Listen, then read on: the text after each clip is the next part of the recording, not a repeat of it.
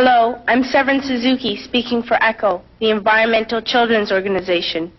We're a group of 12 and 13-year-olds trying to make a difference. Vanessa Setti, Morgan Geisler, Michelle Quigg, and me. We've raised all the money to come here ourselves, to come 5,000 miles to tell you adults you must change your ways. Coming up here today, I have no hidden agenda. I am fighting for my future. Losing my future is not like losing an election or a few points on the stock market.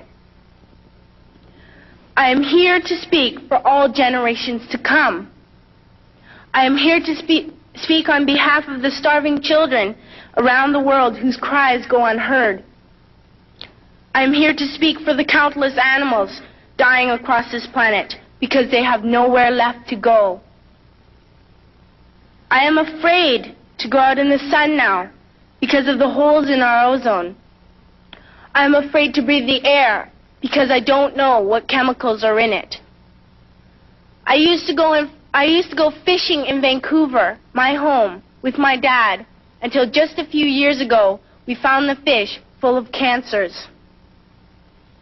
And now we hear of animals and plants going extinct every day, vanishing forever. In my life, I have dreamt of seeing the great herds of wild animals, jungles and rainforests full of birds and butterflies. But now I wonder if they will even exist for my children to see. Did you have to worry of these things when you were my age? All this is happening before our eyes, and yet we act as if we have all the time we want and all the solutions. I'm only a child, and I don't have all the solutions. I want you to realize, neither do you. You don't know how to fix the holes in our ozone layer. You don't know how to bring the salmon back up in a dead stream. You don't know how to bring back an animal now extinct. And you can't bring back the forest that once grew where there is now a desert. If you don't know how to fix it, please stop breaking it. Here, you may be delegates of your government, business people, organizers, reporters, or politicians, but really, your mothers and fathers, sisters and brothers, aunts and uncles, and all of you are someone's child. I'm only a child, yet I know we are all part of a family, 5 billion strong. In fact, 30 million species strong. And borders and governments will never change that. I'm only a child, yet I know we are all in this together and should act as one single world towards one single goal. In my anger, I am not blind, and in my fear, I am not afraid of telling the world how I feel. In my country, we make so much waste. We buy and throw away, buy and throw away, buy and throw away, and yet northern countries will not share with the needy. Even when we have more than enough, we are afraid to share. We are afraid to let go of some of our wealth. In Canada, we live the privileged life, with plenty of food, water, and shelter. We have watches, bicycles, computers, and television sets. The list could go on for 2 days. 2 days ago, here in Brazil, we were shocked when we spent time with some children living on the streets. This is what one child told us. I wish I was rich. And if I were, I would give all the street children food, clothes, medicines, shelter, and love and affection. If a child on the streets who has nothing is willing to share, why are we who have everything still so greedy? I can't stop thinking that these are children my own age, that it makes a tremendous difference where you are born. That I could be one of those children living in the favelas of Rio. I could be a child starving in Somalia, or a victim of war in the Middle East, or a beggar in India.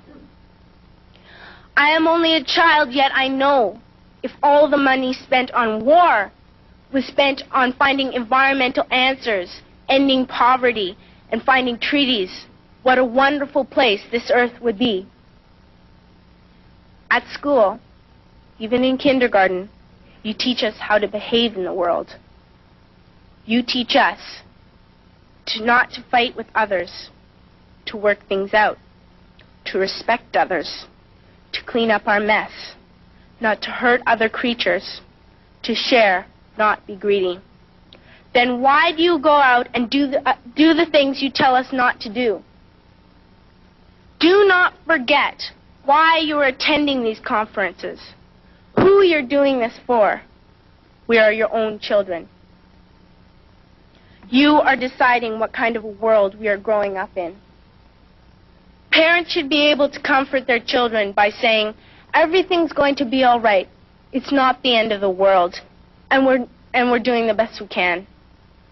But I don't think you can say that to us anymore. Are we even on your list of priorities? My dad always says, you are what you do, not what you say. Well, what you do makes me cry at night. You grown-ups say you love us, but I challenge you, please, make your actions reflect your words. Thank you.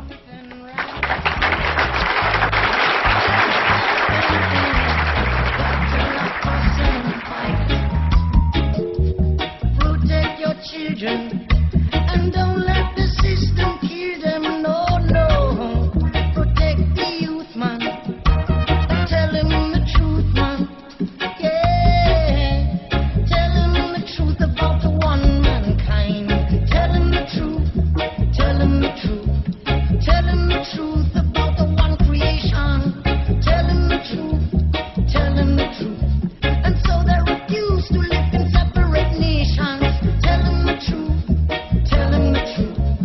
Tell him the truth about Babylon. Tell him that you're right, Tom, go home. Tell him the truth. Tell him the truth. Tell him the truth.